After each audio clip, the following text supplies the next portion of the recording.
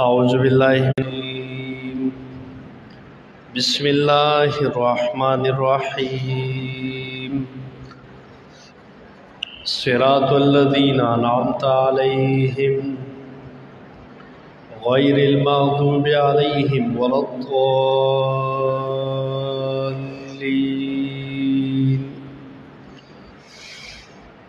سورہ فاتحہ آخری سمون شروع کړي وا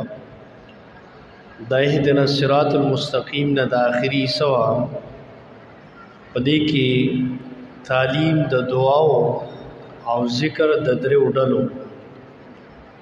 یو هغه خلق چې الله په انعامات کړی دي، بل هغه خلق چې الله باغی باندې غضب کړي او دریم هغه خلق دي چې گمراه دي بیلاری دي. نو الله مونږ ته لاروخه داغی کسانو چې تا باغی باندې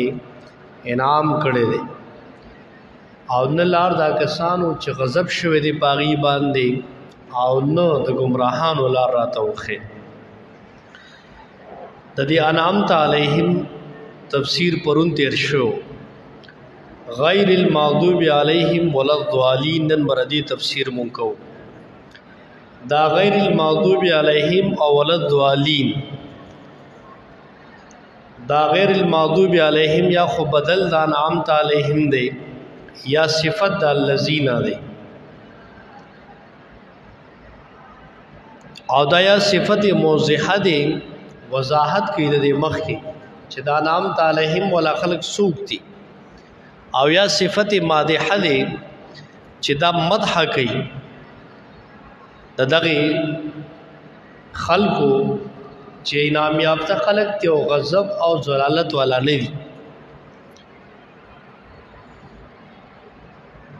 او پدې کې اشاره ده اشارتن غدر ډلې معلومی، یو منوم علیهم، دویم مغضوب علیهم او دریم ضالین. دا درې ډلې دي. نو پدې کې یو معنی دا سره چې یا خدا د دې مخ کې انعامت علیهم صفات دي، اے لار مون توخه داغي کسانو انعامت علیهم چې الله تا انعام کړي باغی باندې، او دا انعامت علیهم ولا خلق کم دي غیر المغضوب چې نه غضب شوی دی پاوی ولا الضالین او نه گمراه دي. دا سي خلق دي غضب نم بچتي او ضلالت نم بچتي. او یا دا غیر په معنی د الله دی، نو دا جدا دی غډلو ته اشاره ده. الله لار را توخه د انعامت علیهم ولا خلقو او نه لار دا کسانو المغضوب چاغه غضب یافته دي غضب په شوی دی علیهم باغی باندې، او ولد دوالین او نه لار دا کسانو چاغه گمراه دي د سم لار نه بټکو دي. الله د دې لار امراته مخه او دا غدر وډلو ته اشاره شو. دلته مغضوب د مجهول صيغه وړه ده، دا سینې دی ویلې الذين غضب عليهم هغه کسان چې الله غضب کړي دی پاغوي، نه مانسه د مغضوب نه لار دا کسانو چې غضب شوی دی پاغوي. نو دا مجهول صيغه چروړه د اشاره د تعمیم او عاموالی د غضب ته چې د دوی دا غضب عام دی، د الله طرف نم پدی غضب دی، د ملائکو طرف نم، د بندګانو طرف نم، د داسې مغضوب خلق دي. نو الله د دې لار مونږه مخه او ول الظالین نه ردی گمراه خلق لار راته اوخه دین مونږ بچو ساته. مغضوب دا د غضب نه دی، په صفت د بنده کې چې کله غضب راشي نو دا ناراضګي او غصه ته ویل کی. هغه چې وینه جوش وخی سړی غصه شي دا غضب دی. او د الله په صفت کې چرایشي نو عقوبات دنیاویہ د دنیاوی عذاب ته مرادی، د الله ناراضگی او لعنت ته مرادی. نو دلته د کمانه ده چې دغه غضب یافته خلق دي، په دې باندې غضب الله کړی دی، الله ته ناراض دی او الله په دې دنیا کې عذابونه را لګلی دي. نو الله را دشي قسم خلقو لار مونږ ته مخ دین مو ساتي. د دې غضب بیا مترادف او سیمیلر چې کوم الفاظ دي سراغه دي، یو خدا غضب دی بل لعنت ته تر دې مترادف ته. او دغه رنګ انتقام سخت قران کې دا الفاظ راځي عقاب عذاب دا ټول د غضب د لپاره هم استعماليږي د الله ناراضګي ته وایي د الله د رحمت نو دورې ته ویل کی دا ټول الفاظ راځي بیا ورپسې ظالین زلالت نو زلالت په لغت کې تقریبا په لسو معنو باندې استعمالي قران کې زې په زې راځي یو معنی د زلالت تا غایبیدل روکیدل قران کې بتا سول راځي دارنګ بل معنی بربادیدل نو بل معنی مرګ تم زلال وای بل معنی دفن کولو تم وای تو دارنګ پټیدل تم ویل کیږي زلال او هېریدل تم زلال ویل کیږي یو شی رخ شي هغه تم زال او زلال ویل کیږي دارنګ غرزیدل او دغه رنګ تلل او جهل دې تم زلالت ویل کیږي دا ټول معنی دي ښا په شریعت کې زلالت څه ته وایي شریعت کې زلالت نه مراد د حق نه وړېدل چې اوسړې د حق نسو کې مخ واړی وړي بیلاری کېدل عمدن یا خطاً او دا مقابل د هدایت ته هدایت څه ته وایي حق پسې روانېدل سم لار پسې تګ زلالت ویل کیږي د هدایت اپوزټ ته چې د حق لار نه مخ اړول د دې اپوزټ چلیدل گمراه کېدل دغه زلالت دی په شرع کې او په اصطلاح کې نو الله مونږ ته لار مخې داغه خلکو چې غضب یافته دي تا په غضبونه کړی دي او نه لار دا کسانو راتوخه چې ظالین او گمراه خلک دي لار مونږ ته مخې بیا مفسرینو په دې دوانو کې فرقونه خوري دي چې معذوب علیهم کم خلق دي او دا ظالین کم خلق دي تفسیر سراج المنیر علاوی وی دا معذوب علیهم هغه خلق دي چې ښکارا کفر کوي ښکارا کافران او ظالین پټ کفر ته ویل کی چې دی کفر پټ کوي لکه سړی په ظاهر وای چې زه خیمو نور د اسلام او د قران خلاف کوي دغه پټ کفر دی امام رازی رحمه الله وی مغضوب ویل کیږي هغه چاته چې عمل کې خطای عمل خطا دی او ظالین ویل کیږي چې په عقیده کې خطای نو دغه عقیده او د عمل خطا د دوه ته ویل کیږي دارنګ بل معنا مفسرین کوي چې د مغضوب نه مراد زدی کافر چې خو ته پته چې د اسلام دین حق دی قران حق ته نبی حق ته او بیا هم نه مني په ضد کې راغلي او ظالین نه مراد جهلی کافر چې هغه جهل پکې دی ناپوهي پکې ده ځان نه خبرې د حق نه څنګه چا پسې لاړ شو څنګه د چا ومنو او دې کې کفر کې مبتلا جهلی کافر دا رنګ ابن کثیر او امام رازی بل معنا کوي وی موضوع چاته وي هغه چاته چې علم وسري خو عمل وسره ني علم شتا عمل نشتا او وی ظالم چاته وي چې علم وسره د سره نشتا لکه هغه مولیان او د نور عوام یو سړی دی د کتاب الله پته ورته دا د عمل نه کوي نو دا مغضوب کې راځي د الله په غضب کې مبتلا دي ظالم یو سړی ځان نه خبرې د قران اس جهل کې پروتي دا عوامیان ته مراد دي بیا حدیث ترمذی دی کې دی چې نبی علیہ السلام دلته یو تمثيل بیان کړی دی تمثيل ادا سے بیان کړی د آیات تفسیر کې خو به تور تمثيل مثال بیانای چې د معذوب علیهم نه مراد نبی علیہ السلام وی مراد يهوديان دي او دا ظالمین نه مراد عیسایان دي خدا تفسیر نه دی ځکه تفسیر کو پیغمبر کړي خو بیا خو عمدہ معنی وای او قران خو تر قیامت سبا پر د هدایت کتاب دی نو دا نخ بیانې صفات بیانې پچا چې ورفټ شي بس ماغه پار دور کې ته مراد دی ځکه که چرته موږ يهود نه سواره یاد کو نو بیا خو غي پورې خاص شو بیا خو زموږ دی دور کې یو سړی کې دا نه خشتا دا موضوب علیهم ولا ظالین ولا دته موږ بیان شو ویلې نو دا محدثین دغه تفسیر او دغه د نبی علیہ السلام د حدیث مطلب بیانوي چې دا پیغمبر به طور مثال ویلی دی. ولی د نبی علیہ السلام په دور کې چې کله وحی راتله دا یهود او نصارا موجودو. نو نبی علیہ السلام وی چې دا موضوع نه مراد کم خلق دي غضب یافته چا باندې عذابونه راغلي دا الله غضبونه پېښو ا يهودو کنه او ظالمین هغه خلکو چې گمراو بے علم جاهلان هغه سیان نو هغه ته مراد دی. دا په تورې مثال پیغمبر دا خبره کړې ده ښا. نو يهودو کې علم او عمل نو لکه تورات مليانو عمل به نه کو. عیسایان چې کوم نو هغه گمراو د علم طلب نه کو او بیل مشیخان پکې ډیرو داغه ځکه هغه تسویل کیږي ظالمین گمراه خلک. اوس علما مفسرین دا خبره کوي وی د غضب او د زلالت اسباب په قران کې قتل غواړي. آسان فرق یې بس دا دی چې کم د زلالت اسباب دي دا چې بچا کی دا بس ظالم کې راځي او کوم چې د غضب اسباب دي او وجه دي دا چې بچا کیوي بس دا موضوع کې راځي. نو قران چې موږ ګورو د غضب اول اسباب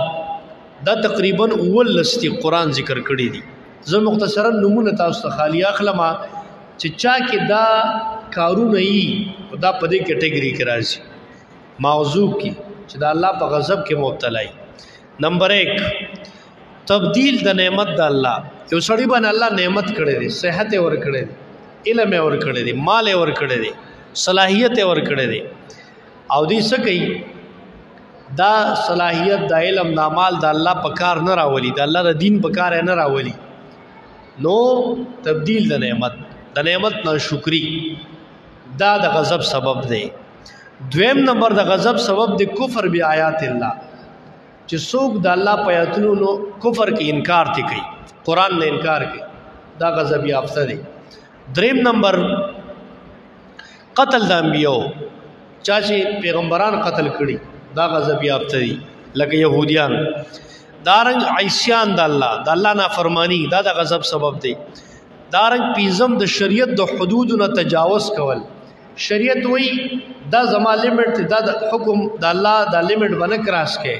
او ته شریعت په احکام خبر واړې حدود کراس کې د الله او د رسول خلاف وکي نو دا غضب یافته خلک. او شپږم نمبر قران نه زدن انکار. خره د پته د الله کتاب دی او ته زدن انکار وکي چې نعوذ بالله زدا نه منم یا دې د حکم نه انکار وکي نو دا د غضب سبب دی. اوم د حق دین ته غلط ویل او نفرت کول دا د غضب سبب دی. اتم د میدان جنگ او جهاد نه تختیخ کول دا د غضب سبب دی. دا سورہ انفال کې راځي. د هر یو سبب سره آیات د قران شته خو اوس وخت نشته چې زیرا واړم بیا ډیر وخت پر لګي صرف وره خالی دا برازي تاسو لا. نهم نمبر الله باندې دروغ تړل لکه شرک الله باندې غټ دروغ تړل دي. الله وی ما سره شریک نشته او ته نه کنه فلان کې سیف خو الله سره په دې کار کې صدر دی دا ته غضب یافته الله په دې خلکو غضب کړي. او لسم نمبر موحدین سلام د باطل معبودانو په نوم باندې جګړه کول. لکه یو سړی دی الله سره شرک کوي او ته ورته ویل کده ولی بزرگ الله سره مشرک او هغه تاسو سره خلی تاسو وی نه وړه تاسو اولیاء نه منه بزرگان نه منه تاپه د باندې ولګي نو دا سړی غضب یافته دی چې د خپل جهل باندې نه پوي. دارنګ یو لسم د غضب سبب دی د الله په باره کې جګړه. تاسو رسول د الله په باره کې جګړه کوي نعوذ بالله ملحدین د هریان دغه خلک. او دولسم الله باندې بدګمانی کول. دا بعضی خلک شکوي شکایتونه کوي سوې نعوذ بالله یار الله وسمو لیدلیو چې دا بیماری په موږ راولي او دا مسلې په موږ راولي دا د غضب سبب دی. د رمضان بچ کې کوم خبره امراله نو تبا د الله نه خو امید ساتي او الله باندې مخ ګمان کې. او د لسمو د ایمان نه مرتد کېدل ایمان دروړو بیا مرتد شي دا سړی غضب یافته دا غضب سبب دی. سوارلسم انکار د قیامت نه. پنځلسم د نبی علیہ السلام د وعده خلاف کول. شپاړسم طغیان فی الرزق پرزق کی سرکشی کول او دارنګ ولسم قصدن مومن قتل کول دا د غضب اسباب دي. اوس ګورې دا نخي دا اسباب چې بچا کی وی نو دا موضوع علیهم کې راځي. د زلالتم اسباب دی ولس زوالین چاته وي چا کې چې دا نخي موجودي. نمبر 1 د ایمان په بدل کې کفر غوړه کول او غستل دا سړی گمراه دی او دا د گمراهۍ سبب دی. دویم نمبر علم باندې عمل نه کول دا زلالت دی دا ردی سبب دی. نو دریم د پیغمبر تابعداري نه اوړېدل او دروغ پیتړل. سلورم شرک کول هر قسم شرک چی دا زلالت دی. پینځم د الله د لار نه خلق منی کول د قران نه د دین نه د عبادت نه خلق منی کول دا زلالت دی. دارنګ پینځم شپږم دین کې غلو کول بدعت بدعتي دا دغوی گمراه سړی وي د کې د زلالت د سبب موجود دی. او اتم نمبر د خواهش تابعداري کول او وم کفر کول او اتم د خواهش تابعداري کول چې زړه کې د سر راضي کوا د الله رسول خبره ته نه ګوري او زړه کې زړه مانی. نهم نمبر نبی علیہ السلام باندې اعتراض او توان کول پیغمبر پشان کې توهین او توان دا زلالت سبب دی. لسم الله او د رسول نافرمانی کول. یو لسم د اکثریت تابعداري کول بغیر د شرعي دلیل نه. لکه خلک ډیر دی لکه وزده پس روانه لکه جمهوریت دیموکراسي کې څه دي کو یو جاهل ودرې او بل طرف ته عالم ولاړ دی نو ک دی عالم لسوټونه واغسل او جاهل یو لسو واغسل نو خلک هغه جاهل پاس کوي. نو ګورا دا هغه د زلالت سبب دی د اکثریت تابعداري کول بغیر د شرعي دلیل نه. دارنګ دولسم د الله د رحمت نا امیدی دا د غضب د زلالت سبب دی. الله رحمت نه نا امیدی نه کې. دیارلسم نمبر د زلالت سبب د غیر الله نه مدد غوښتل. الله په ځای باندې ته د مخلوق نه مدد غواړي الله درد پریخي او د مخلوق په در باندې ولاړي نو دا د زلالت اغاسبابو کې دی. او سوارلسم د الله دشمنانو سره دوستی کول اغا سړی چې د الله خلاف کوي د رسول الله خلاف کوي د قران او اسلام خلاف کوي او تو سره دوستی کوي لکه کافرو سره اغیارو سره دا زلالت سبب دی. او پنځلسم آخرت باندې دنیا غوړه کول دنیا کې خمست او آخرت دیر کړي دی دا زلالت پتا کې راغلي دی. او شپاړسم چې د ذکر د الله نه استاد نه سخت شي او زړه دې بالکل نرمیږي نه قرآن پتا اثر نه کوي یعنی تا دونه ګناهونه کړي او دومره خلاف دي کړي چې قرآن او هغه ذکر د الله ستاسو زړه نه نرمي نو تا کې زلالت سبب موجود دی. او ولسم اخیری د قیامت باره کې شک او جګړه دا زلالت اسباب دي. اوس ګوره دا نخي او دا اسباب چې بچا کی وینو دا و زلالت هغه زوالین کې راځي اما چې کوم دا غضب اسباب مونږ وي نو دا خلک دا په موضوع علیهم کې راځي. موږ مخکې ته یو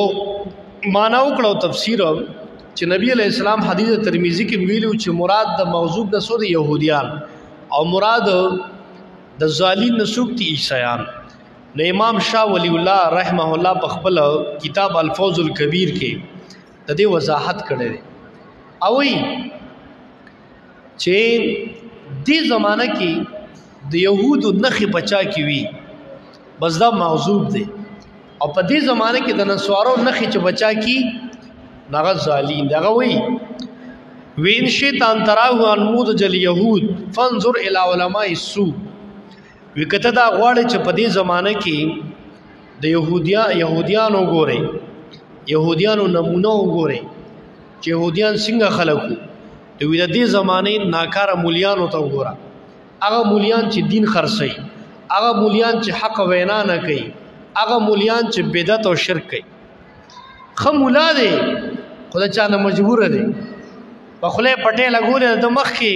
د الله او رسول خلاف کیږي دی په چپ دی ډېر چاملا استغوانه پاسي خلک یې فلان کې مولوی سی عبد الخسړې دی الکه بس بالکل چا پسې سنه وای الکه دې د خپل علم حق نه ادا کوي علم چې د کړي دی نو بیا به دا نه کې چې د لحاظ به کې او د لحاظ به کې او د هغه لحاظ به کې چې صح خبرې د قرآن حدیثه به صفا کې. نو مولیانو کې دوه قسمه ښه یو حق پرس مولیانی چې علم مطابق عملم کوي او خبر او حق بیانم کوي، یو هغه باطل پرس مولیان دي ناکاره مولیان چې ای په خپل علم باندې عمل نه کوي او دین خرڅي ته یو 2 روپو باندې دغه ایمان خرڅ شي او هغه څوک هغه حق خبره نشي کولای. نو کو دې زمانه کې ته د يهودو نه قتل غواړي کنه علماء سو ته وګوره ناکاره مولیان ہوتا يهوديانو بس کول چې چا بوله 2 روپے لاس کې کی خوې هغه د پاره بیٹوله مسله بدل کړه. لکه ګوره یو امیر سړی وو مالدار هغه په بدکاری کول زنا خدایي په شریعت کې سنگسارې دلو د شادي شودا نو چې یو امیر او مالدار سړی ودا شکارو کو را بغیدل به شکرانه پلاس کې خوا نو بس دبر تورات په حاشیه باندې يهودي مولا ولیکل چې سزا کومدغه سنگسار در زنا خو خیر دې کچته یو معزز سړی وي او داته وشوا نو خیر دغه لپاره گنجائش تا په دې حاشیه د صفا ځای باندې به ولیکل بیا به خلکو ته دا په تورات کې راغلي دي تورات کې خو بنو تورات کې خو صفا حکم وچالکا بدکاری وکړه سنگسار یې نو د بده 2 روپو د پاره چې غریب وکړه هغه باندې ډایرکټ سزا جاری کول دا رده سي قانون نن سبا هغه بدعتيان مولیان چلاس کوله سوک سکی دي ناجایز مسله وته جایز کی وته مړه هر څه جایز دي کوا ولې غله 2 روپے لاس کی نو د دې زمانه ناکاره مولیان او تو ګورا بدعت مراد دی بیا وای الذين دا مولیان هغه خلق دي یطلبون الدنيا چې دنیا طلبي دا ناکاره مولیان وقد اطاعوا تقلید السلف او دوی پړنده باندې خپل مشرانو پس روان دي هغه علوم تقلید کوي په دلیل باندې خبره نه کوي په دلیل لګیا دي بس زما لیډر ویلي او زما مشر ویلي دي الګ دلیل خو ګوره کنه د قران او سنت تاریخ روان دي. وعرض النصوص الكتاب والسنه دوی د کتاب او د حدیث د نصوصنا د دلایل نه مخړی دا داسې خلق دي او تمسک بتا تعمق عالم وتشدد واستحسانه فعرض كلام شان المعصوم وتمسك بالاحاديث موضوعات وتاويلات فاسده كان السبب هلاكهم. ودي موضوعي احاديث روایت رانی ولې دي باغه عمل کوي او کم چې صحیح قوي دلایل دغه پریخي ودا ردی د هلاکت وجه و د يهودو نن سبا چې کم ناکاره مولیان دي غیمداسي کوي ودا کته دې زمانه کې موضوع نه لهم قتل غواړي دغه ناکاره مولیانو ته وګوره چې علم اشته عمل نشتا هغه بیا وای ظالم چاته وای ورپسې وای 29 صفحه کې وان شیطان تراه انموزجا لهذا الفريق يعني النصارى فانظر الى اولاد المشايخ والاولياء وما يظنون بآبائهم او کته د زوالینو د عیسایانو نمونه په دې دور کې قتل غواړي ردی غټو پیرانو او ګدی نشینانو زامنو ته وګوره دا غټ پیران نه تلی کنه وځه فلان کې سب نو سیما او زه پلان کې پیر سب ګدی نشینه ما او پټک بنه پوي بس اسی داغه پکې نه سی خلک وته پټکیو تړي الکه تم وی مولا شو لنځه خلک داسې کې چې چا چوغا چولی او خسته پټکي غټوالي او پنسي خراب پورته کړي او خ سټایل مایل کړي خلک دا وډا پیره غټ پیر دی الکه دا او پنجاب کې خو بیا ته خلک احترام ولا کوي اگر چې سب نه د سجده کوي او نه ولا غسور کوي بس پیر ته احترام لویلاړ شبزلا سے خپل کو راځه پشا شاته راځه مولانا نصر الدین په دې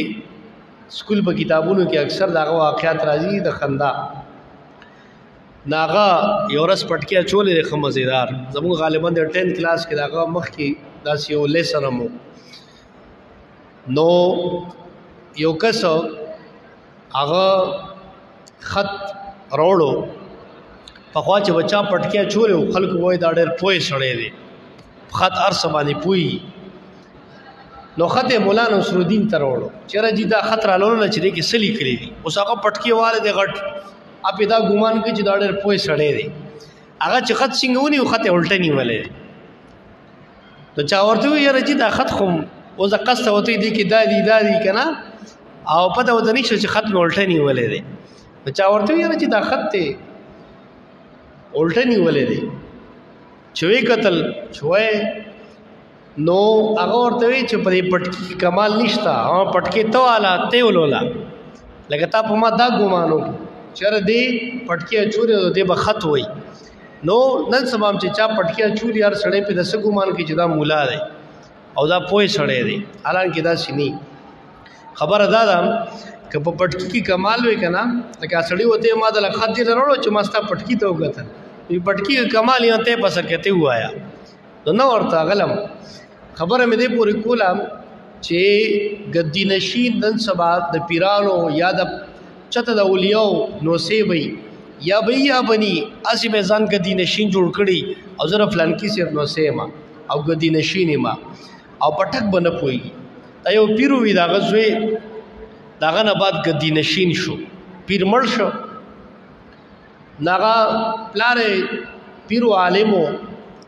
او غټه لایبرری ساتلې وا اوخه کتابونه ورسې ویلو دا زوی چې کله داغه نه بعد په تخت کې ناسره د سم نو ویلې نو دوی چې د پلار دا کورسې خو به سمبالول غواړي خو سبا کوما او د خلکو ته بسوي ما خلک ما ته وی چې تاسو ویلې دي نه دی ویلې څه جواب ور کوما اخر یو ورځ راغی او لایبرری ته ځان لراغی د پلار لایبرری ته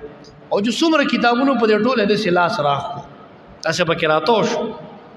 او بټول کتابونه لاس راخ کا نو سواق بادشاہ ورته ویل ک تاسو څنګه سونه علم کړی دی سړي ویلي دي په دې ټول کتابونه راتو شوی ما مطلب دا چې ټول می ویلي دی خو پورا مولایا ما هغه په څنګه تو شو صرف لاسه پر راخ کړو نو باز دې شي خلکی دا نن سبا دا پیرانو د دې اکثر د دې غټو خلکو د انوسی او ځامن اکثر داسي ګدی نشین مزان ته ویو ته تاسو کوي کلمه کې سو فرض دي ما ته لګو آیا دا بوله نه ورزي راشه سورې فاتحه څه مطلب دی دا راته وای دا بوله نه ورزي کی مونږه مول اکثر نه ورزي نور خلا پرېدا نو وکړه دې زمانه د عیسایانو نمونه قتل غواړي د لوی لوی پیرانو او د ګدی نشینانو مشایخ وي د زامنو ته وګوره کم چې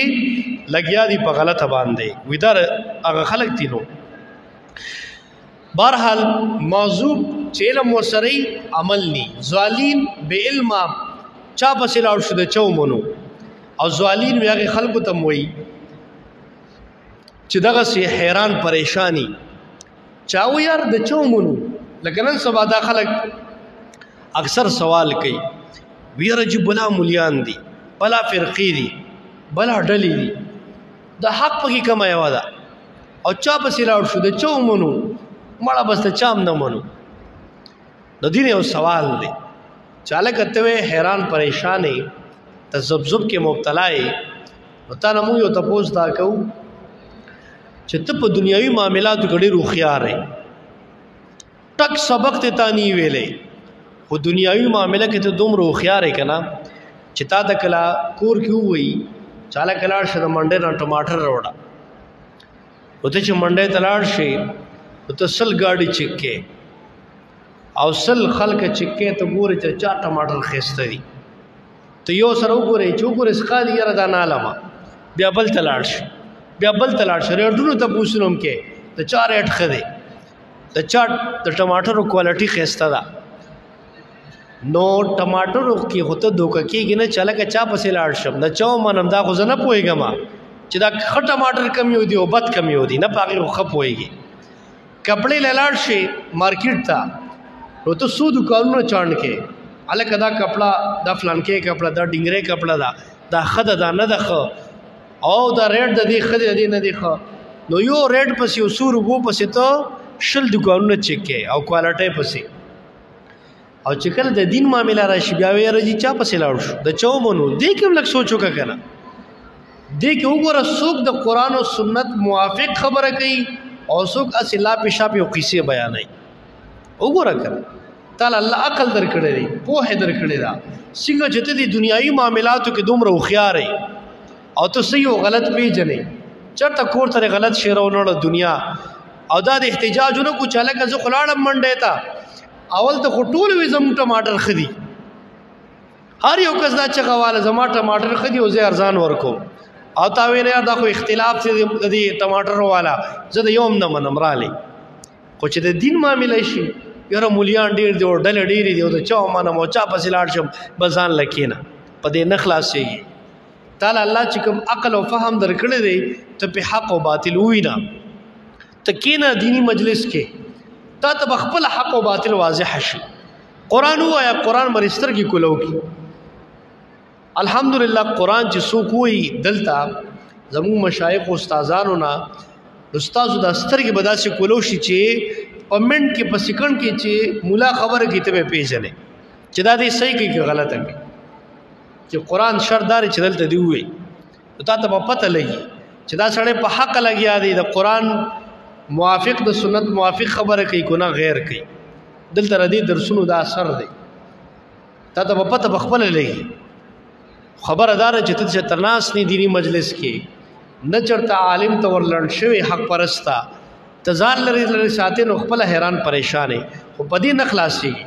چې ته قیامت کې سبا وې الله دا خو د مولیانو اختلاف و یو وی چې زما خبره ټیک ته بل وی زما ټیک ته او به زه چاته نه کېناستم په دې خلاصېږي نه. تا ته موي دنیایي معاملاتو کې تا یو ظلم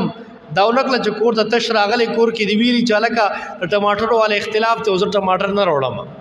نه ښه په دې کتلي دي او ښه دې راغستې دي دقسې په دین کې حق پرست وګوره هغه تابعداري شروع کا بس دا اسانه کسوټي ده که نه ته پکې څه له ګرځې او څه له پکې سوچونه کوې نو دنیا باندې ښه پوهېږي خو آخرت باره کې د قصد ځان غافله کړی دی او تکل نه کې. نو ظالم دا خلق دي حیران پریشان چا پسې لاړ شو د چا ومنو الله د دوی لارې نه مو ساتي. نو لار دا کسانو راتو انعمت علیهم چې تا انعام او احسان کړی دی په هغوی باندې غیر المغضوب نه لار دا کسانو چې غضب شوی دی علیهم په هغوی باندې ولا الضالین او نه لار د ګمراهانو. دینه بعد مونږه آمین وایو. آمین د مونځ کې دننه او بهر ویل سنت دی. تفسیر قرطبی والا روایت هم روڑے دے چې ان الله اعطى امتی ثلاثا لم يعط احدا قبلهم. الله وی نبی علیہ السلام وی بشک الله زما امت ته درې شذونه ورکړي چې د بل چلانه دی ورکړي دا زمو خصوصیت دی. یو موږ له سلام را کړی دی چې دا د جنتیانو پیشکشی او سلام دی دا موږ چې یو بل سلام کوو کنه دا د جنتیانو وینا ده دا زمو خصوصیت دی. دویم الله موږ لا صفونه د ملائکو را کړي دا موږ چې مانځه کې صفونه ته ودرېږو کنه دا چې بره ملائک د الله عبادت ته ودرېږي. او دریم الله موږ له آمین را کړی دی چې دا موږ دعا پسې آمین وایو نه دې معنی څه ده الله زما دا دعا قبوله کړي دا د دې امت خصوصیت دی. بیا حدیث د بخاری او مسلم کې راځي اذا امن الامام فامنوا فإن له من وافق تامینه تامین الملائکه غفر له ما تقدم من ذنبه. وی کله چې امام ولدوالین وی او امین هغه وی او ستا امین مسرا ویل شم نو چا دا امین دا موافق شو امین د ملائکه سره ملائکه هم دغه ټیم امین وی دا مونږ چې ولدوالین وایو رچا امین چاغي سره موافق شو الله برد مخینو رسل ټول گناهونه معاف کی دا د امین برکت ته. ابي ابو هريره رضی الله عنه وی ودا خاتم رب العالمین دا د رب العالمین مہر دی څنګه چې سړی او خطولی کې واخره کې په مہر لګي د قرنته عبادت کو منځ دیو کو اخره کې د امین وی څه مطلب الله دا زما قبول کړي خبره پدې تمام شو تسهیل شو دا خبره دا به قبلی. او تفسیر قرطبی والا وی کل خاتم الکتاب دا مہر دی په خط باندې دا رنګ د دې معنی د اللهم استجب لنا اے الله زموږ د دعا قبول کړي. ابن عباس رضی الله عنهما معنی کړی دا قال رب افعل اے زماره به دا کار زماو کی دا موږ د دعا په اخر کې امین وایو کړه دې معنی څه ده اے الله زما دا کار وکي زما د دعا قبول کړي. بیا امین په تیز ویل غواړي او که په رو باندې نو پدې کې اختلاف د علماء دی خدا اختلاف په اولا او په غیر اولا کې دی خپ دینه بد انا مسله نه جوړوي بعض خلک په وړو وړو خبرو باندې غټه غټه مسلې جوړي کی نه پدې دا د اولا او د غیر اولا خبره ده. زمونږ امام ابو حنیفه رحم الله وی بهتر خفیه ویل دي ولې هغه حدیث د مسند احمد وروړي د وائل ابن حجر رضی الله عنه چې اخفا بها صوته امین چې کوم دی کې پټ ویل پکاري هغه پیغمبر د شریدل دی صحابي او خفض بها صوته ابو داود یالوسیم دا نقل کړی دی چې نبی علیہ السلام په دې با سلو بداوي آرام سره به وي اور عمر رضی الله عنه وی سرور شزونه دي چې دا خفیه ویل غواړي په مانځ کې تعوذ تسمیه امین او ربنا لك الحمد دا په مزه وي او امین دعا دا او د دعا باره کې الله سویلی دی په قران کې ادعوا ربکم تضرعا وخفیا او غواړي د خپل رب نه خو عاجزه سره په خفیه په پټه نو امین دعا دا او دعا په پټه کې او دا ردی باره کې مسله و دیزه پوری سوره فاتحه ختم شوا سوره فاتحه کې د توحید بیان او سورت په درو حصو باندې مشتمل او الله دې عمل زمو قبول کړي واخر دعوانا الحمدلله اللهم صل علی محمد كما صليت على ابراهيم وعلى ال ابراهيم اللهم بارك على محمد كما باركت على ابراهيم وعلى ال ابراهيم اللهم انا على ذكرك وشكرك وحسن عبادتك اللهم اسنا خيبتنا في الامور كلها واجرنا من خزي الدنيا وعذاب الاخره یا الله یا رب کریم موږ چې څومره شکریا ادا کو دا بکمای سوره فاتحه چې ټول قران خلاصه ده څنګه ردی د وینا حق او غرنګ حق په مونږ ادا کړي څنګه ردی د اورېدو حق او غرنګ په مونږ ادا کړي سکه مې کوتای شوی الله تعالی ته معافي وکړي قرآن زمون د زړه باغ او بهار وګرځي په دې باندې د عمل توفیق راکړي قرآن فهم مونږ ته نصیب کړي یا الله قرآن سره دغه رشتہ زمون د جون د اخري سا او غړې پورې لازمي دغه سی اور لري ته هر شیطانی انسی جنی وساوس سره مونږ بچو ساتي سنو ملګری دي درس قرآن ترازی الله ټول الله په علم عمر کې برکت واچي قرآن فهم دي ته ورکه وي الله د ذکر او د بیان توفیق مولا ورکي سنو ملګری دی درس قرآن کې دینی کار کې موږ سره وابستري ملګری دی ملګرتیا کوي تعاون او معاونت کوي ټول له الله ردی بدله سمره ورکی یا الله موږ ډیر ګناګار عاجز یو زموږ ګناهونو باندې دافع قلم راکاږي